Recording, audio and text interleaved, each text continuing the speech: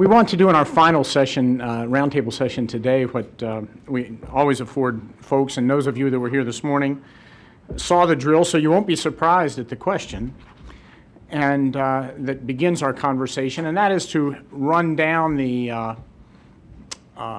panel. Did I see Gail? Oh, there you are, there you are. Run down the table and ask you, for the in your particular areas, in the sessions that we had this afternoon on both education and direct-to-consumer issues regarding incidental findings, that one thing you would want to be certain that our commission takes into consideration as we prepare the report. So, since Tom just put something in his mouth, I'll start at the other.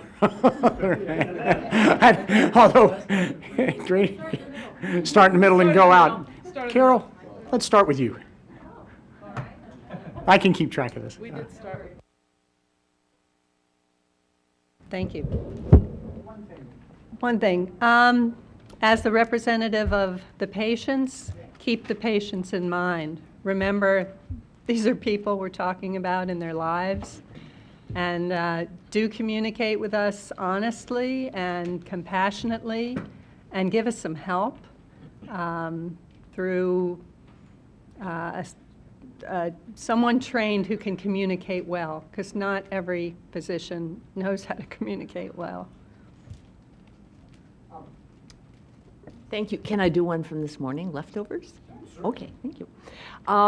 It occurred to me that, you know, when you talk in the research setting, when you talk about seeing something that's on sort of a low quality imaging study and so forth, and well, gosh, you know, it looks kind of funny, and should we follow it up? It occurred to me that within the usual parameters of the contract undergirding a research grant, it could potentially be actually, or just this side of fraudulent, to spend research funds on just what amounts to basic patient care. And it occurred to me that just as we now expect these contracts to describe, one way or the other, are you going to handle or pay for research-related harms, okay, that's kind of maybe to consider whether or not these contracts should include something one way or the other. Are you going to put forward any money for at least initial follow-up of research-related incidental findings? It's kind of pointing the opposite direction, but something to think about, because I think we need to be very careful to expect researchers to use grant money that is circumscribed by contract to follow up something that amounts to, frankly, ordinary patient care. Good point. Danielle. So someone earlier this morning said that clinicians were well trained in only ordering tests for specific reasons. I would disagree with that, and I'd want to put the eggs in my basket in terms of educating our future physicians about accurately ordering tests, thinking about consequences before ordering, and the appropriate use of clinical judgment. And then I would add, from the patient and doctor point of view, that nothing is incidental. Interesting. Yes. So I get another one, and my second piece of advice is for us all to step a little bit away from the fear that information will be overly traumatizing. We did hear that information can cause anxiety, but we also heard that she wouldn't necessarily have wanted it differently. And while there certainly are people who would say, I wish I hadn't learned that, our experience, I think, is growing that they are few. Real autonomy starts with information. Having a choice means knowing what your options are, and that's not easily, it doesn't easily occur if you don't have information. Interesting. Tom. Tom, use the mic. Well, the question, as I understand it, is what's one thing that I hope will be in the report? And I think I want to echo something I said earlier. With respect to the private sector, it seems to me important not only to talk about regulation, which is critical, but also cooperation at an industry level. So competition is the byword for private industry. And competition can overwhelm even good minds at point. In the animal kingdom, as you may know, even very competitive males often cooperate at key junctures. And if we stop and think about, for example, the issue of direct-to-market sales, I would love to see that industry get together and talk about handling, say, false paternity findings, or talk about perhaps even join arms and create a proscription on selling aftermarket services. We've just found out that you have a propensity to baldness, and we have a product for you. That's a mistake. And the idea, of course, is that only inside the industry can some of these things be known as well as they can outside the industry, and we also live in a global world. And the global piece. Gail?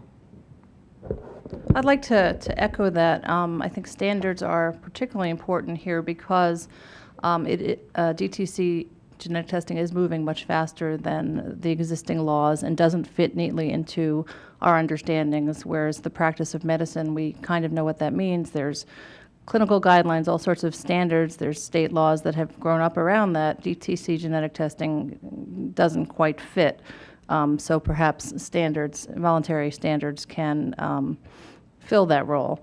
In terms of sort of the take-home message, I think it would be to expand the definition or modify the definition of incidental so that it adequately captures the DTC situation. I mean, one way in which DTC is very different is who's starting the conversation, who's starting the process. So when you're in a coma and somebody orders a test, you're passive, and then somebody says, by the way, here's what we found. With DTC, there's a consumer saying, I want this, but the consumer needs to know enough to really make that decision, and then needs to know what it means and what it doesn't mean. And again, in the context of clinical care, there are guidelines and standards that have developed in terms of sort of the minimum package one must do that have not yet developed around DTC. Thanks. Danielle, if I could just follow up very quickly on your comment, being in the education business, when you talk about educating our future physicians, there's the distinction between the kinds of data that are available now, and we imagine more of this being available that's more prescriptive as opposed to just diagnostic of a complaint or a concern. How do you imagine educating for that? Our current educational construct is very much not about incidental findings, if you know what I'm referring to. So, Well, I think there's two components. One is the actual curriculum, what we tell our students, and the other is the hidden curriculum, what we show our students. And I think when our medical students and house staff see our defensive medicine practice, they get a different message than when what we actually say to them. So I think part of demonstrating that you can, for example, diagnose something with your physical exam and history and not necessarily embark on the $1 million workup is something that we need to show rather than just give lip service to. thank you. I was just corrected by my chair when I said earlier I could certainly start in the middle and get everybody included. I failed to include Joanna.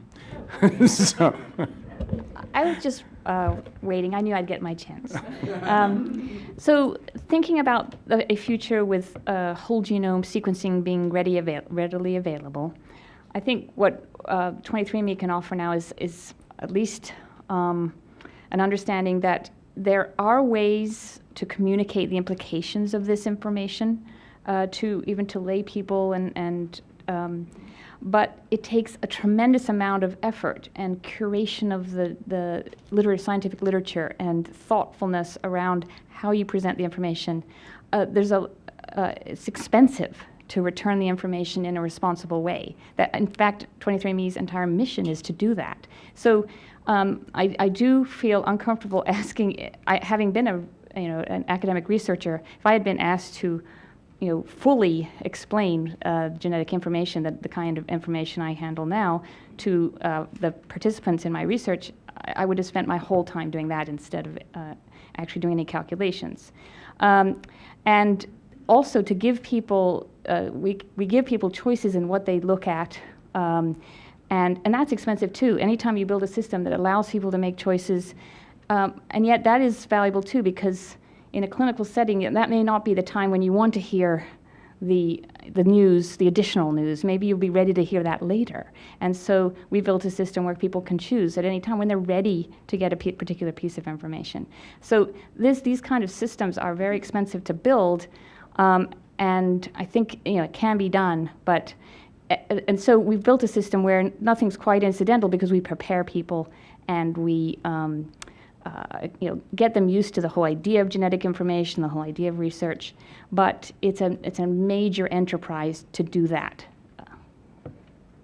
Could I just ask anybody here, it follows on a lot of what you've said, are we being unrealistic if we're seeking a set of deliverables, findings that are delivered to people who are at risk for a certain disease, and we're expecting non-anxiety, non-trauma? I'm thinking it's fine, Joanna, for a lot of what you deliver, but if you have a choice as a woman to click on the entry to BRCA1 or 2, and you just, in a moment of strength or weakness, I don't want to bias it, click on and you find out you are positive, I don't care whether you're clicking on 23andMe or sitting with your clinician or having a researcher tell you, that is going to be, for most people, a traumatic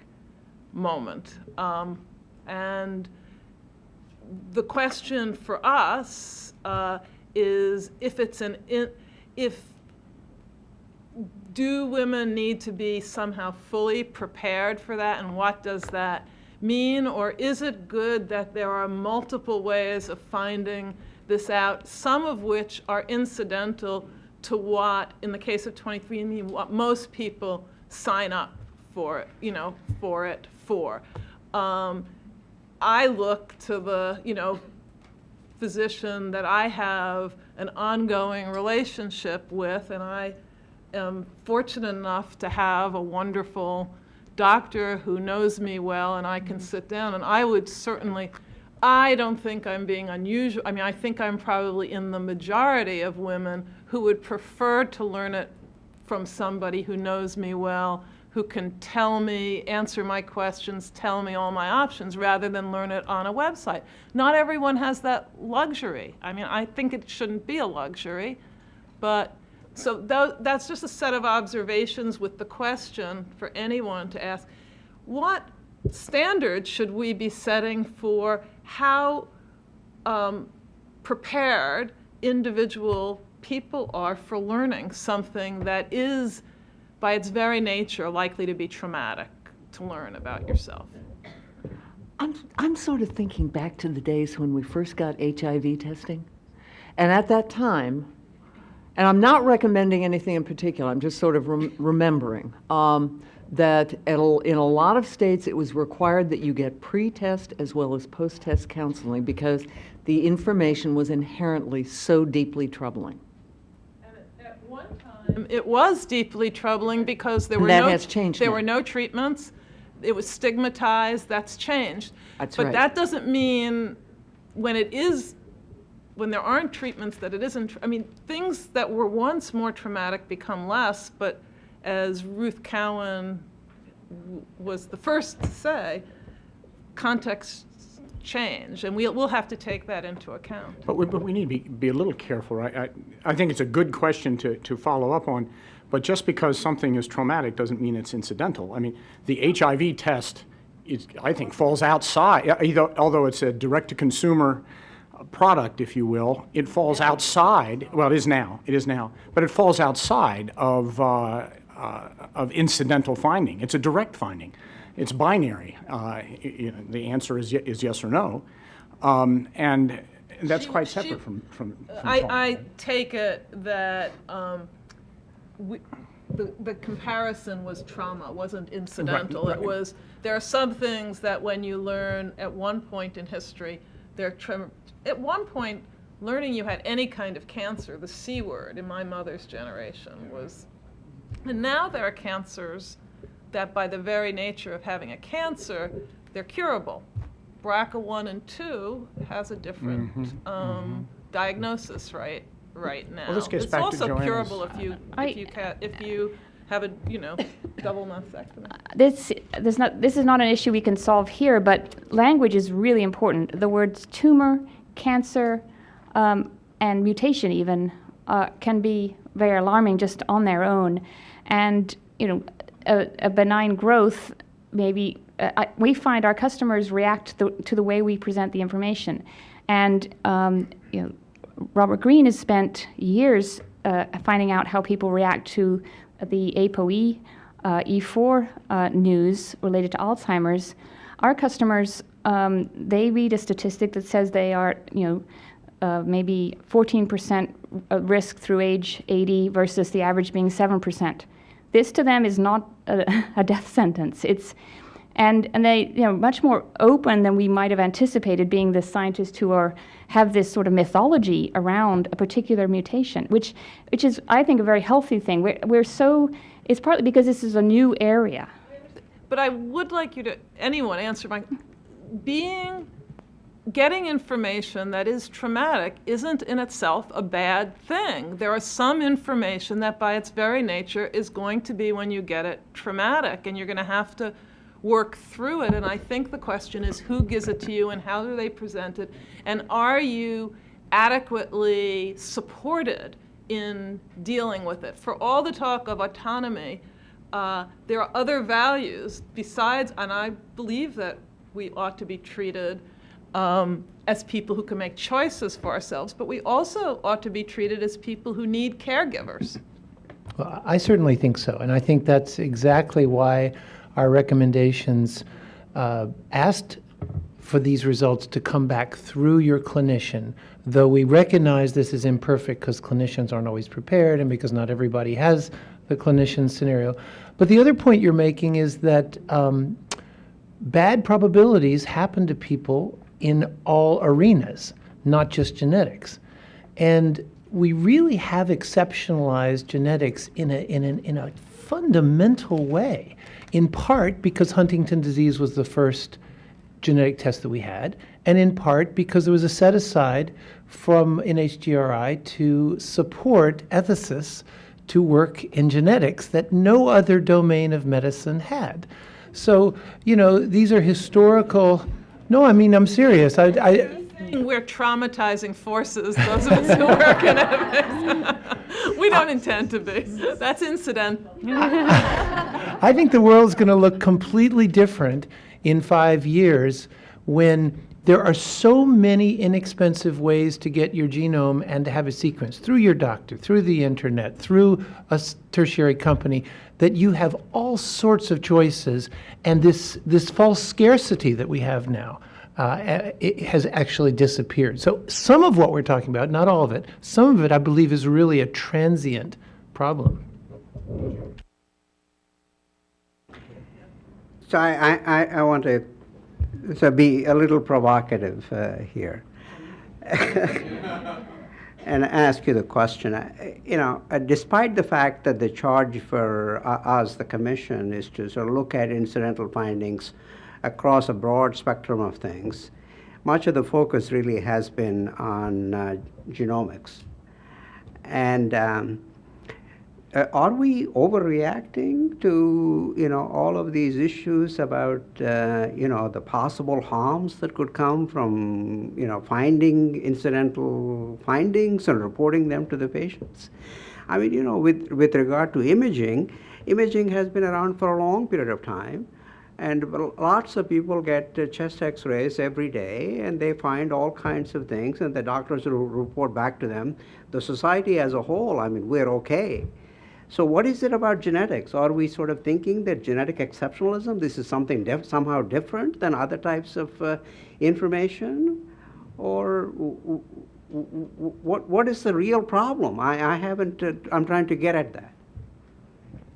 But can I just say, Raju, just in representing the commission, we are not specifying genetics as something different.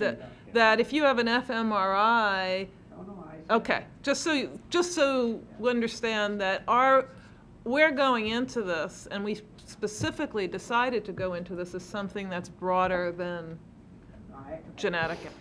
I recognize that. I'm saying that much of the discussion has been focused. Just clarifying. Yeah, I think it's tempting to sort of go down the genetic exceptionalism riff, so I'm not going to do that.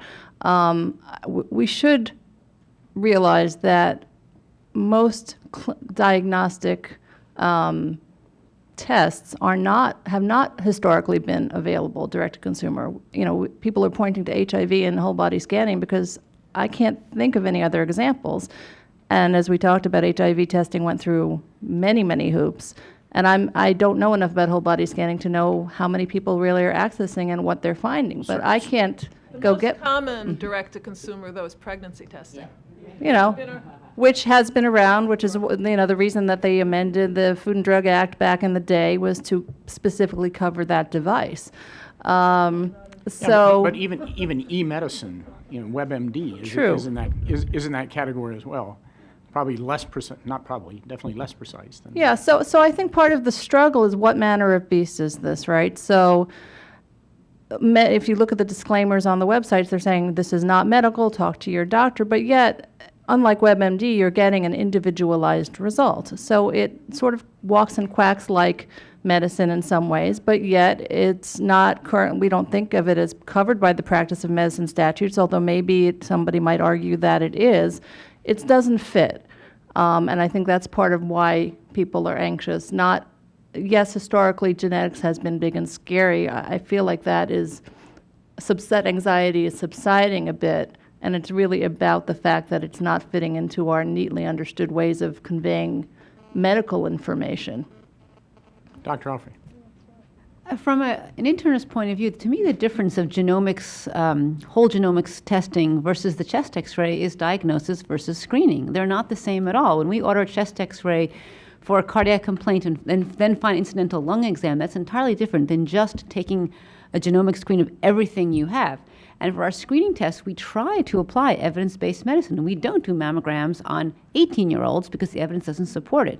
But yet we do genomics on anyone who asks for it. So that's a very different thing. So while I agree that we should look at incidental findings, I see a reason why there's more anxiety, because you are screening with an enormous net with no evidence to back it up. And that's quite different than noticing the mole next to the rash, which is diagnosis. So I have two questions. One is, I was intrigued by both of you commenting about creating industry standards. And I guess I have a couple questions about that. One is, who would create them? Were you suggesting that maybe the commission should recommend what some of them are, or just recommend that there are some? And would it be a voluntary thing, whether or not industries decided to follow them or not? That's one set of questions. And then the other question I have for anybody, actually, or everybody, in the debates that I'm aware of that have been going on for a long time with respect to research responsibilities related to incidental findings, there's always this comparison to clinical. Here's what we do in the clinical, maybe we should do this in the research. So I find myself thinking, why? Why aren't we doing it more like this consumer model? Why aren't we saying, here's the researcher, here are the things that I'm planning to do, the rest of the things that I could do, I'm not going to do because I can't validate them, or I don't have the time or the money. And it's up to you. If you want to do it, this is what I'll give you and nothing more. So is there a reason that wouldn't work for the research environment? I might actually, I see some reasons to encourage that, because the more we have, for example, it was proposed maybe have a clinician involved and so forth. As a clinician, the more we are inviting the therapeutic misconception, not just in the people who sign up to be research volunteers, but particularly in those who conduct the research. We're doing this because it's good for you and because we're out for your best interest, which is fundamentally confused and can lead to serious mischief. So in a way, I see virtue in the idea of compartmentalizing research in some important ways.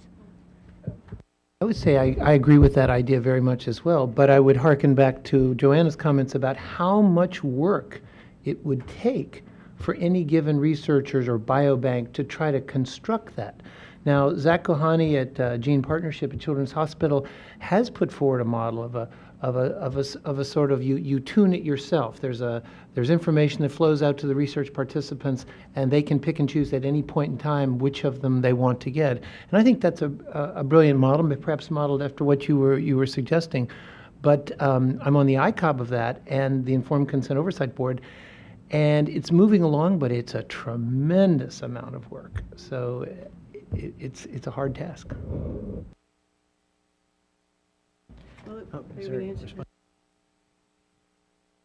I thought I might respond just briefly to the issue of industry standards, and your question was who does it? And I think the best template is probably successes in the past of industry cooperation, and typically those have involved a combination of industry members with especially industry leaders, and we might have an industry leader here in the DTC context with 33andMe. Trade associations, and sometimes the industry is so new that it doesn't really have those, and the government.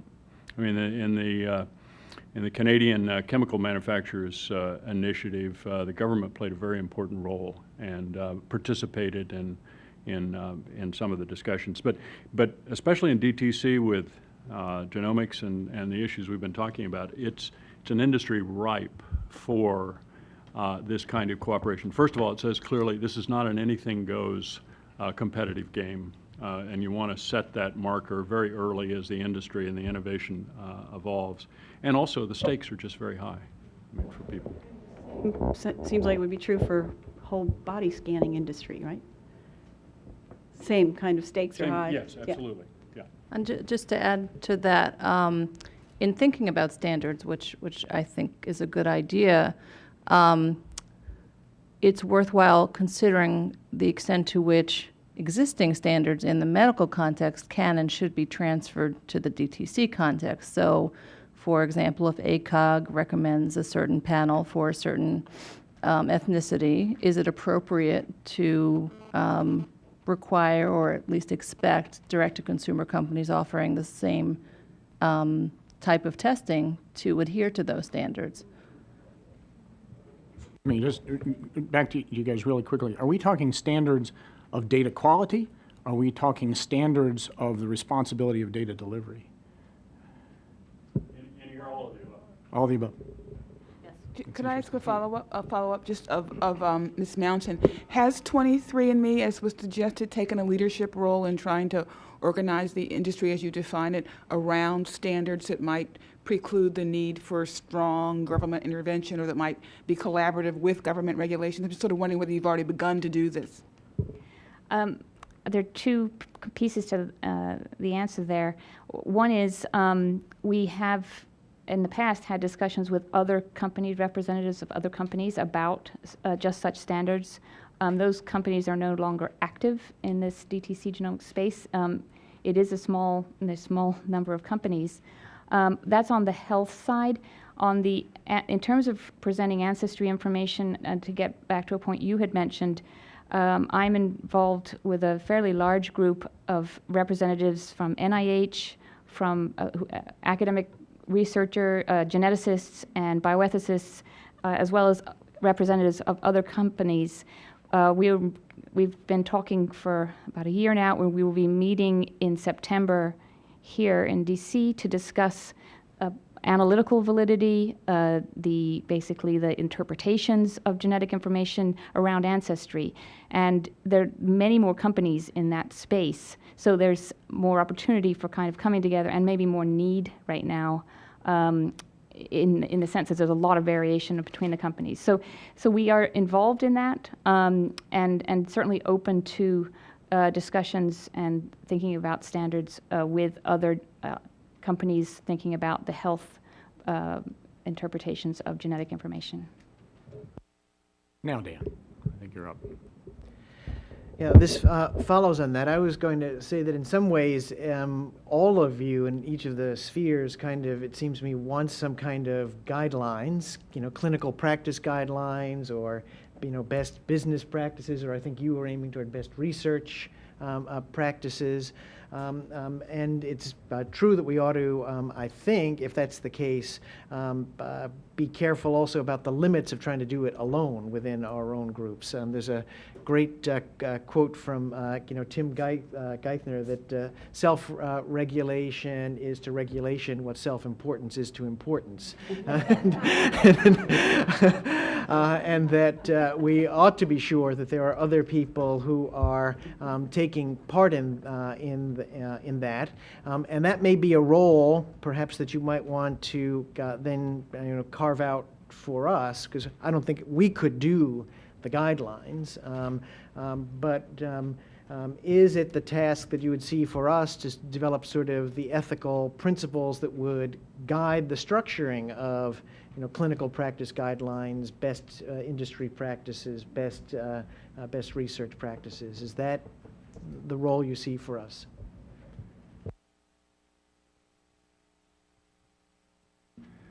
I mean, of course, it depends on what you come up with, but I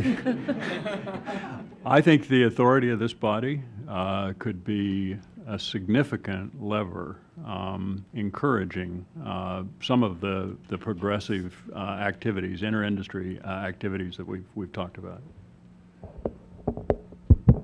Raju, let me put a question in from, unless it's a direct follow-up on this, let me put a question in. Ruth Cowan is still with us and has a question for the panel. We talked a little about education of our physicians, healthcare providers, but this question raises the concern that with the amount of information that is available growing, I think, faster than our understanding of it, what should we be doing, and should we be recommending ways to educate the public? She notes, for example, one could get an incidental finding that they are a carrier of some sort of genetic, carrier of Tay-Sachs, for example. Or you could get the fact that you are at highly increased risk for breast cancer. These are two different kinds of messages to get from incidental findings. And is there, I believe her question is there a way, and how do you imagine that we could better help the general populace understand? And is there a recommendation that needs to be made about education of the patient, subject, consumer, and a responsibility for each of those groups? Yeah. I think looking at that more broadly, there's an idea in general population that more information is better. Why don't we screen for everything? Patients will come and say, "Oh, doc, test me for everything." And it's a big job to explain that there aren't tests for everything, that many tests are poor tests. And the PSA question, that can be a half an hour discussion right there with the patient. And I put a little bit of onus on the news media, who spend a lot of time promoting lots of new and greatest and latest technologies that are then misinterpreted by the general public, who come in for these tests and the idea that they will know more. And so I think a societal orientation, and that holds for both our medical trainees, but society as a whole, that more information isn't always better. The idea of doing a mammogram every 2 years might be better than every year. It's very counterintuitive, but we do have to educate in a larger role. And I think sometimes when a recommendation comes from a government body like the U.S. Preventative Services Task Force, it can be very helpful to say that experts can show that doing a PSA test at a certain age or for a certain group is actually counterproductive, is very helpful in educating patients in the general population. We may want to be saying something. I'm sorry. I want to follow up on that. I think another perhaps useful distinction is between, in DTC specifically, is tests that are traditionally offered in the healthcare setting, and this is another way of getting them, or tests that have never traditionally been offered in the healthcare setting, such as the predictive panels, which are, for better or worse, and I'm being neutral on that, but they're not part of what we think of as the standard of care. And with respect, each of them raises different concerns, but it is useful to look at, and I don't mean to be repeating myself, when you're talking about moving the setting, there may be good reasons or not good reasons why, for example, with the PSA or other types of tests, they have been limited to specific contexts. in the clinical setting. And thinking about whether is this the kind of test that it makes sense, that it is in the best interest of an individual to access in this new way is a useful question to ask, or to come up with principles to think about how would we make that decision about whether it is useful to have it in this new context. I want to ask a question about how to act on research results. It came up both this morning and this afternoon, and this is a real dilemma. And that is that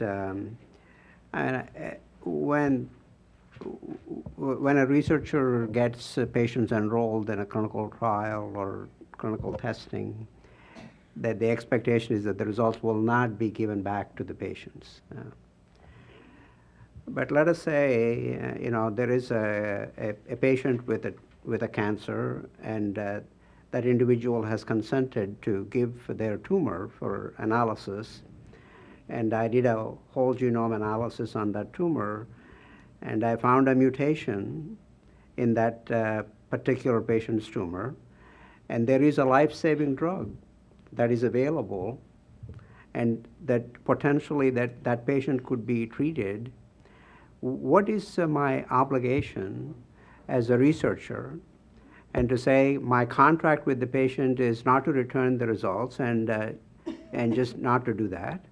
Or is there a bigger moral issue here that I'm obligated, absolutely obligated, to somehow be able to get this information back to the patient and the doctor so that they would be able to get this life-saving treatment?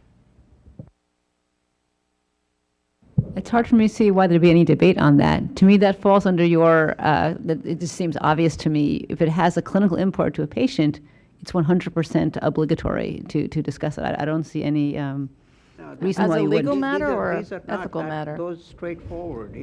Many of the kinds of things that I'm talking about. As an is that- ethical matter, Right. I mean, I don't, It is not a clinical, I'll give you a specific example. Let us say that, we have a good drug for women whose breast cancer has an ORB2 amplification, right? And I'm looking at lung cancer patients, that lung cancer patient have the same genetic change. There is no approved drug for that, but potentially that patient could be saved if you treat them or get them into clinical trial with that drug. So it is not so simple, black and white, and be able to say, yes, there is a clinically actionable thing, but there is a significant, you can potentially have a significant impact on the health of the patient. But isn't this a little bit like the sort of torturing the terrorist who's with the nuclear bomb taking down kind of scenario? It's not necessarily a very real life scenario. What would happen in that situation would be if clinical practice recognized that there was a life-saving drug for different tumors, then clinicians would be immediately testing those tumors for and if it wasn't clear, then it would by definition be part of research where it was being sorted out. The two are a little mutually exclusive. But what if the No, person I isn't going think in I to see a don't- physician? What if they're part of a research study, but they Yes. don't have regular care from somebody else? this is just the opposite of the terrorist example. This is a case where whether you're a researcher or a SME-churcher, I mean, it doesn't matter who you are. If you're a person, it's not part of specific, Raja's got it just right. If you are a human being and you find out something which at very low cost to yourself, and I don't mean just financial cost, just personal cost to yourself. You don't have to be a hero to do this. All you have to do is contact the person and say, I found out something about you in the course of perfectly legitimate research that you should know, because knowing this is the first step in a life-saving treatment. I can't give you the treatment, but it's available. You have to do it. Whether you have to do it legally, I doubt if there's a legal requirement, but I'm sure there's an ethical requirement to do it. And I'm sure if you don't do it, you're being an unethical person. If you don't know how the situation for lung cancer, how can you nobody's demonstrated it. I'm not saying if there's not a known. This was So- Raju's first but- example. You come across something. You're that- you're a cancer patient, so, and you're not in the medical system. Is that the situation we're in? I mean, so you know you have cancer somehow, but you're not in medical and getting any medical care. I feel like we need to think about more realistic cases, scenarios. This is actually a real case that I illustrated for you. That there is a drug that is targeted to a specific genetic change in the tumor, that is approved in one tumor type, and that exact same genetic change was found in a different tumor type. And so there is a likelihood. There's no certainty, right? In life, there is no certainty. But there is a likelihood that that patient could benefit from the drug.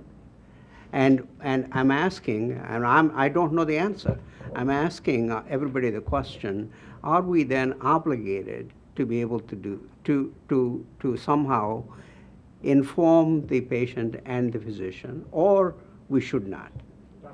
I mean, I think if there's a theme here that I'm sort of saying, it has to do with defaults and exceptions, rebuttable presumptions, if you will. That in the research setting, your defaults are going to be a bit different than they are in the clinical setting, but in every case, you're looking for legitimate exceptions. The default in the research setting is that you generally are not going to, but clear exceptions, you have to leave room for them. I'm a little worried about your case because if the only thing you know for sure is that the drug works in this type of tumor, then we don't know that it's life-saving in a completely different cancer. I am reminded of back to the 90s. I guess I'm living there right now for whatever reasons. But back in the 90s, we had high-dose chemo and autologous bone marrow transplant for advanced breast cancer. It was a cash cow for hospitals. It kept some of them afloat.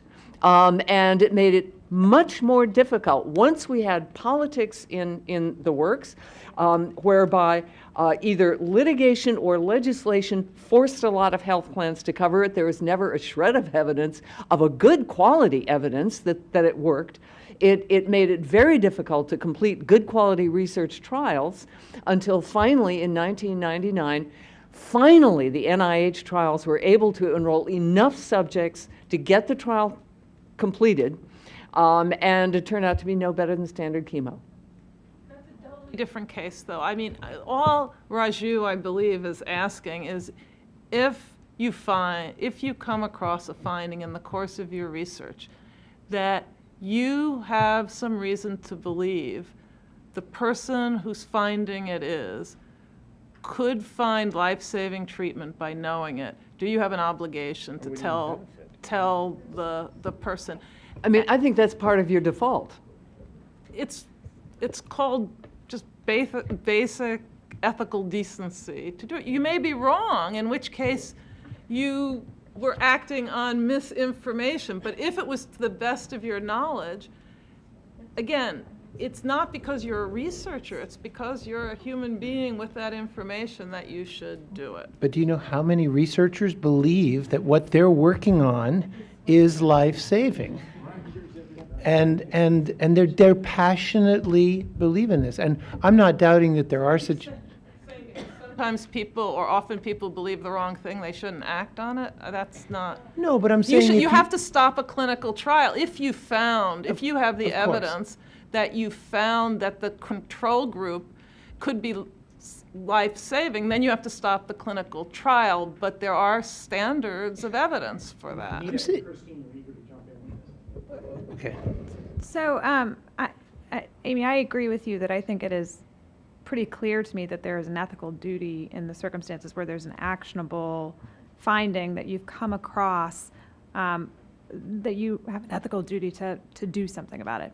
I think, though, that if we think there is such an ethical duty, that creates significant gray area for expectations by patients and by subjects. Because if I believe that by being in a research study, that if there's an actionable result, the person will tell me about it, that may lead me to think that the person has a duty to investigate it, that they will investigate it, and that they will uncover certain types of incidental findings. So, for example, I did an fMRI study where I was in a scanner for about 2 hours on something utterly unrelated, about memory, facial recognition, something or other.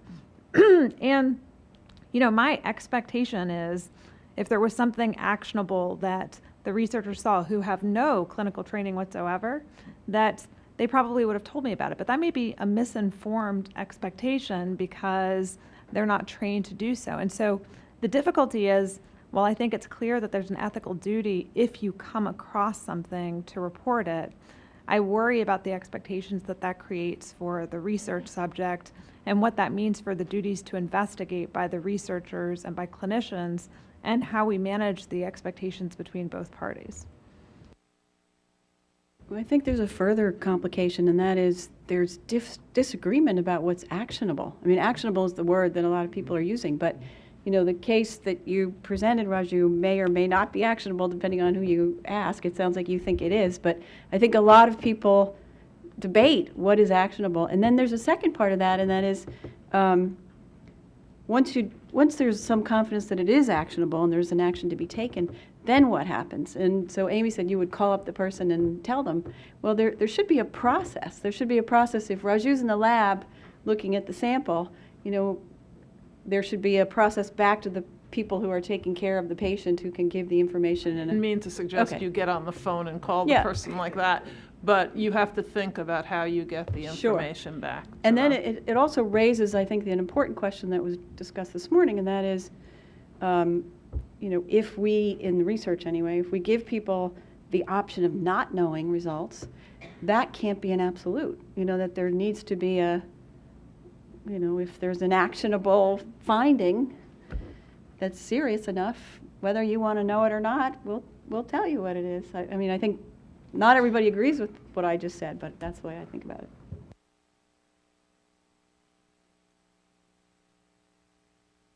Okay.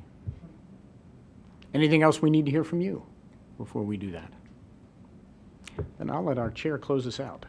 Well, this has been extremely edifying, and we have a lot to think about. But before we set to work thinking about this, which will be after the end of this meeting, we have a lot of thanks to give to all of our panelists. So thank you all very, very much. I have one other announcement, and that is for our speakers, for our audience, for anybody watching this on webcast. We welcome additional comments. And we have a web address, bioethics.gov, and everything that you send there, we will read. So once again, thank you. And I do want to thank our commission members and also Lisa Lee, our executive director, and our wonderful staff for organizing this meeting and carrying us beyond it. We look forward to doing our report. We're by no means ready to write the report now. We have more to think about, and we will meet again next in August. Jim, would you like to say anything? We've just come to an end of another session where we've done a great round of thank yous. And one more time, failed to thank you. So thank you, our chair. And I add my thanks to everyone else and so much appreciate everyone's contributions. Look forward to working through this problem.